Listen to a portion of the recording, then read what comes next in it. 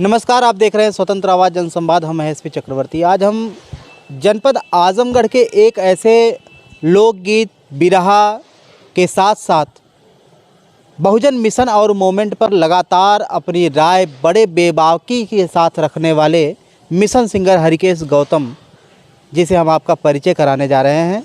हरिकेश गौतम जी आज अपने व्यक्तिगत कार्य से अम्बेडकर नगर ज़िले में आए थे, तो हमारी मुलाकात हुई।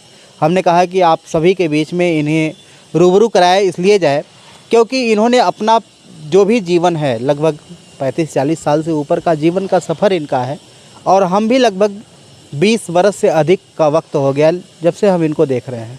लगातार बहुजन समाज की आवाज़ को उठाने का काम करते हैं, बहुजन समाज के मिशन मूवमेंट और कारवां को आगे बढ़ाने का काम करते हैं। तो वहीं पर आध्यात्मिक जगत में भी इन्होंने अच्छा खासा अनुभव अर्जित किया। तो आज के डेट में कहीं न कहीं से जो सामाजिक उपेक्षा है, जाति के आधार पे जो सामाजिक उपेक्षा होती है, उसके भी शिकार हैं, इनके बातों से झलकता है। तो हमने कहा लाइए आपके बीच में रूबरू कराते हैं। बहुत बहुत स्वागत आपका है। हम ये जानना चाहते हैं और दर्शकों के बीच में हम ये चाहते हैं कि आप खुल करके बताएं कि लगभग कब से, अभी कितनी उम्र है और किस उम्र से आपने जो बहुजन समाज के मिशन मूवमेंट और कारवां को आगे बढ़ाने का काम शुरू किया, वो कौन सा दौर था और ऐसी क्या बात थी कि जिस चीज़ को लेकर के आपने ये काम शुरू किया?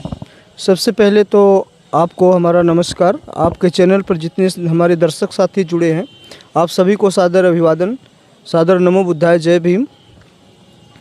डॉक्टर साहब, देखिए, जब से हम लोगों ने होश संवारा है, हमारे जहन में अंबेडकर बाद आया। बाबा साहब के विषय में हम लोगों ने अध्ययन किया। लगभग 15 वर्ष की अवस्था से मैं मिशन गाना शुरू किया, लेकिन एक गरीब घर के होने के नाते, एक गरीब समाज में पैदा होने के नाते हम लोग हाईलाइट नहीं हो पाए। जितना बड़े कलाकार जानते हैं उससे थोड़ा मोड़ा कम हम लोग भी जानते होंगे। लेकिन रह गई बात कि वही आज के दौर में अगर हम भी कहीं बड़े घराने से होते तो सारे लोग जान जाते हैं। रह गई बात मिशन, ये जो अंबेडकर मिशन है, अंबेडकर मिशन ही एक ऐसा मिशन है इस पूरी दुनिया के अंदर जिसकी वजह से हमको मान सम्मान स्वाभिमान की ज़िंदगी जीने का अवसर मिलता है। इसलिए कहना पड़ता है कि अगर कुछ दिया है तो अंबेडकर ने, अगर कुछ दिया है तो अंबेडकर ने, जहर भी पिया है तो अंबेडकर ने, और खूंखार शेरों के जंगल में रहकर बेडर दिया है तो अंबेडकर ने। ये बाबा साहब अंबेडकर की देन है। नहीं तो हमारे समाज के पूर्वजों के साथ क्या व्यवहार हुआ करता था, सारे लोग उससे अवगत है, कोई बात छिपी नहीं है। लगभग 2007 से पहले मैं बहुजन समाज पार्टी में आया। हालांकि हम लोग तो हमेशा से बहुजन समाज पार्टी को वोट किया करते थे, लेकिन जब से मैं थोड़ा सा जागरूक हुआ, विधानसभा अतरौलिया में हम लोग 2007 से जुड़े। 2007 में जब हम अतरौलिया में आए, उसके पहले हम अपने साथियों के साथ मिशन गीत गाने का काम करते थे, लेकिन अब अपनी टीम भी लेकर के हम कार्यक्रम देने का काम करते हैं। लेकिन कुछ विडंबना है, अब क्या बताया जाए। कुछ ऐसे चंद दलाल पार्टी में हैं, कुछ चमचे हैं ऐसे जो कि अपनों, एक पुरानी कहावत है ना, बड़ी मछलियाँ छोटी मछलियों को खा जाती हैं। तो कभी ये उभरने नहीं दिए हैं, आज से नहीं आज से भी है। कुछ ऐसे दीमक, जो पार्टी में कुछ ऐसे दीमक रूपी लोग घुस गए हैं, जो दीमक रूपी लोग घुस गए हैं, जो कि उसको चाट करके रहेंगे। अब समझ लीजिए। तो कहीं न कहीं मैं ये समझ पा रहा हूँ कि आपका ये दर्द भी झलक रहा है और दर्द के साथ साथ मिशन का भी दर्द आपके भीतर झलक रहा है। तो आपको क्या लगता है कि आज जो बहुजन समाज पार्टी जिसकी आप बात कर रहे हैं कि आपने 2007 से लगातार मिशन गीतों के साथ साथ बहुजन समाज पार्टी की भी गीतें आपने गाना शुरू किया, लेकिन अभी आपको क्या लगता है कि बहुजन समाज पार्टी 2025 में जितने बेहतर तरीके से इस्टेब्लिश होनी चाहिए, ये चमचों और दलालों की वजह से इस्टेब्लिश नहीं है? ये चमचे दलाल हैं कौन? इनकी मंशा क्या है? ये किस तरीके से बहुजन समाज पार्टी को कमज़ोर कर रहे हैं? देखिए, इनकी मंशा हमेशा गंदी रही है और ये लोग नहीं चाहते हैं कि दुश्मन दो प्रकार के होते हैं साहब, दुश्मन दो प्रकार के होते हैं। एक दुश्मन जो हमारे सामने होता है उसकी पहचान तो हम कर लेते हैं, उससे हम बच भी सकते हैं, लेकिन एक दुश्मन जो हमारे साथ मिल कर के रहता है उससे नहीं बचा जा सकता है। इन सब लोगों से हमको बहुत सावधान रहने की ज़रूरत है। और आज जो पार्टी की रुझान है, पार्टी के प्रति लोगों की जो रुझान है, आदरणीय बहन कुमारी मायावती जी 2027 का आगाज़ कर चुकी हैं। ये देख करके लगता है कि वास्तव में 2027 में फिर हमारी बहुजनों की सरकार बनने वाली है। और ये जो चमचे हैं, चाटुकारिता करते हैं, ये अपना निजी स्वार्थ में, अपने निजी जेब को भरने के लिए ऐसा करते हैं। एक दूसरे को नीचा दिखाने के लिए किसी से, मान लीजिए अभी किसी से गए, किसी कैंडिडेट को लेकर के आए, वो अपने ढंग से उसको मैनेज कर लेते हैं। आप इतना पैसा दोगे, हम बहन जी से मिलवा दे रहे हैं आपको, या फिर हम वहाँ का आपको टिकट दिलवा। मतलब ये एक बड़ा आरोप लगा रहे हैं आप? आरोप नहीं, ये सही है, ये सही है सर। ये 2007 से 2025 का अनुभव है। अनुभव मेरा है और बता दूंगा मैं। चुनाव में रहते हैं, हमारे साथ हैं। 4 दिन चुनाव जब बच जाता है तो एक बहाना कर लेते हैं हम बीमार के हैं, और जा कर के दूसरे दल से मैनेज हो जाते हैं और हमारी पार्टी को आघात पहुंचाने का काम, हमारी पार्टी को कमज़ोर करने का काम करते हैं ये लोग। यानी बहुजन समाज पार्टी को ऐसे लोगों से बचना चाहिए। बिल्कुल बचना चाहिए। अगर हम अभी से सतर्क नहीं हुए, और मैं तो भाई बड़ा चिंतित रहता हूँ कि ऐसे लोगों को पद भी दे दिया जाता है। या तो इनकी ये लोग पहचान नहीं कर पाते हैं, या तो अपने निजी जेब भरने के चक्कर में चाहे कोई भी आवे। लेकिन मान्यवर साहब के ज़माने में ऐसा नहीं हुआ करता था। मान्यवर साहब के ज़माने में ऐसा नहीं हुआ करता था। 1585 की लड़ाई थी, आज बहन जी ने सर्वजन हिताय सर्वजन सुखाय का नारा दे दिया। जब से सर्वजन हिताय सर्वजन सुखाय का नारा दे दिया, सबको जोड़ने का काम आदरणीय बहन कुमारी मायावती जी ने किया। लेकिन इनको ये नागवार लगता है कि एक दलित का बेटा मंत्री बने, एक मोची का बेटा वो विधायक बन जाए। इनको देखा नहीं जाता है। ये सोचते हैं किसी न किसी तरह से इस पार्टी में रह करके इस पार्टी को हम खोखला करने का काम करें। ऐसे लोगों से हमको सावधान रहने की ज़रूरत है। 2007 से लेकर के 2025 तक जो आपका अनुभव रहा है, उस अनुभव के आधार पे अगर बहुजन समाज पार्टी में क्या क्या बदलाव या क्या क्या सुधार ला दिया जाए तो बहुजन समाज पार्टी मान्यवर कांसीराम साहब के ज़माने की पार्टी हो जाएगी।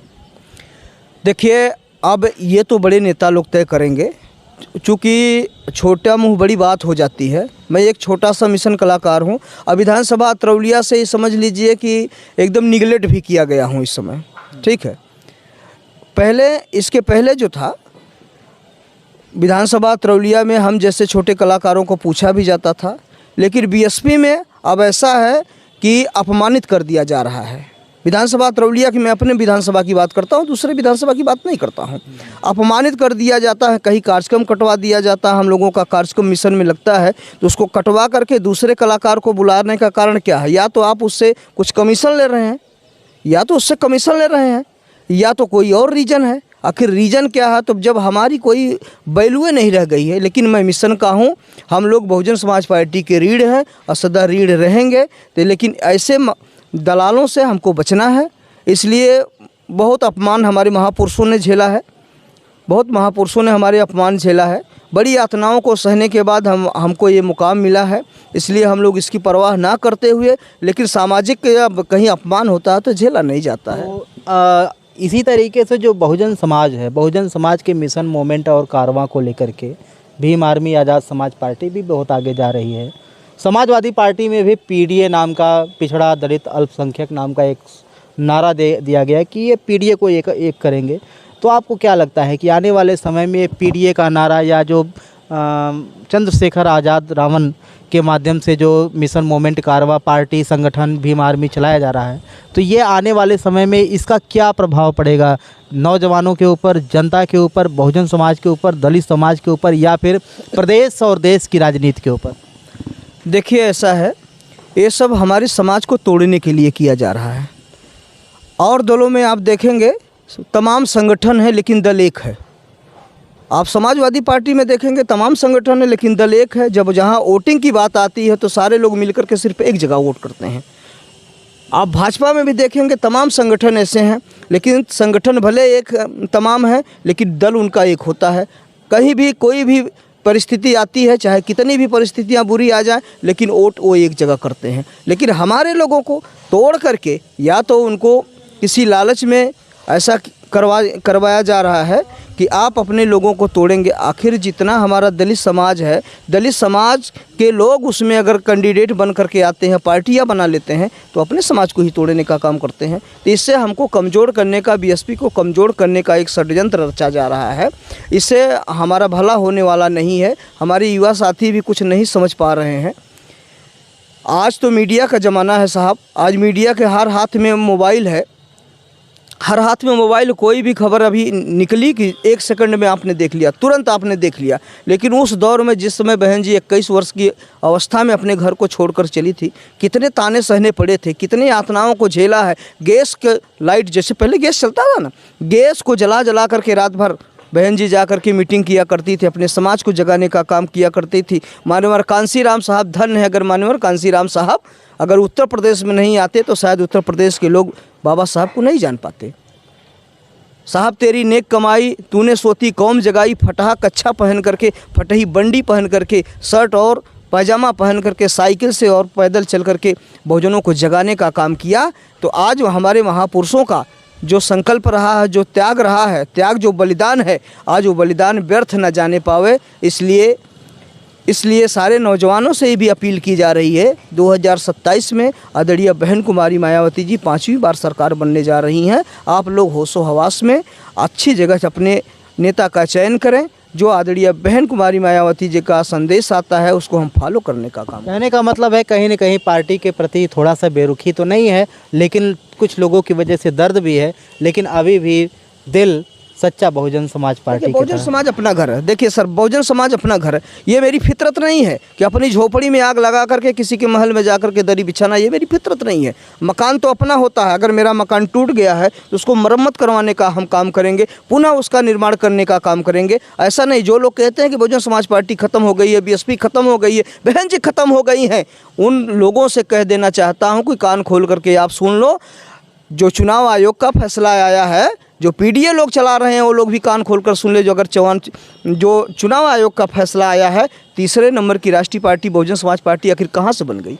जब बीएसपी खत्म है तो 3रे नंबर की राष्ट्रीय पार्टी कहाँ से बन गई?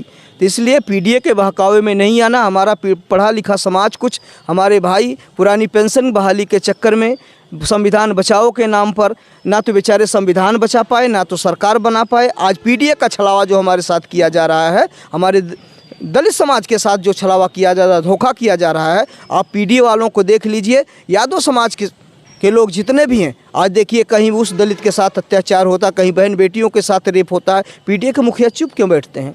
क्यों नहीं बोल रहे हैं भाई? जब आप पीडीए चला रहे हैं, पिछड़ा दलित अल्पसंख्यक की लड़ाई लड़ने का आपने संकल्प लिया है, तो अगर ऐसे लोगों के साथ दुराचार, हमारी बहन बेटियों के साथ ऐसा दुर्व्यवहार किया जाता है, तो आप वहाँ क्यों नहीं जाते हैं? तो ये एक छलावा है और कुछ नहीं है। चलिए, आपने सुना भाई हरिकेश गौतम जी को, जिन्होंने अपने पार्टी की कमियों को भी बताया, लेकिन अपने पार्टी के प्रति निष्ठा में कोई कोताही, कोई कसर नहीं छोड़ा। तो हम चाहते हैं कि आप भी कमेंट बॉक्स में अपनी राय दें कि किस प्रकार से इन्होंने जो कहा है उसमें कितनी सच्चाई है और कितना सुधार होना चाहिए, और आने वाले समय में युवाओं को, आने वाले समय में देश की और प्रदेश की जनता को क्या रुख अख्तियार करना चाहिए। आप बने रहें हमारे साथ। आप देख रहे हैं स्वतंत्र आवाज़ जनसंवाद। मैं हूं एसपी चक्रवर्ती। दीजिए इजाज़त। नमस्कार।